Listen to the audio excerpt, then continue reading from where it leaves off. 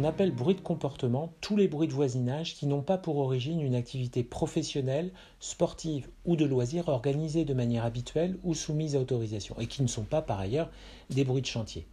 Il s'agit des bruits de la vie quotidienne qui sont régis notamment au plan pénal par l'article R 1336-5 du Code de la santé publique qui déclare « Aucun bruit particulier ne doit, par sa durée, sa répétition ou son intensité, porter atteinte à la tranquillité du voisinage ou à la santé de l'homme, dans un lieu public ou privé, qu'une personne en soit elle-même à l'origine ou que ce soit par l'intermédiaire d'une personne, d'une chose dont elle a la garde ou d'un animal placé sous sa responsabilité. » S'ils sont verbalisés par un agent assermenté et que le procureur de la République décide de poursuivre, les bruits de comportement peuvent faire l'objet d'une contravention de la 3e classe, soit 450 € maximum d'amende.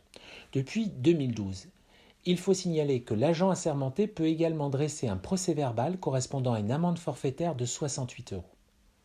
Les bruits de comportement peuvent également déboucher sur un procès civil en réparation du préjudice subi par les victimes et donner lieu au versement de dommages d'intérêts et au remboursement des dépenses correspondant aux frais du procès.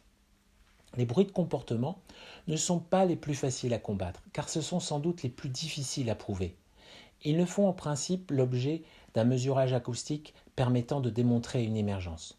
L'expertise judiciaire n'est pas non plus le moyen de preuve le plus efficace pour mettre en évidence des bruits de comportement débouchant sur un trouble anormal de voisinage.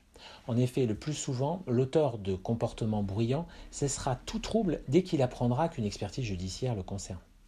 À bientôt.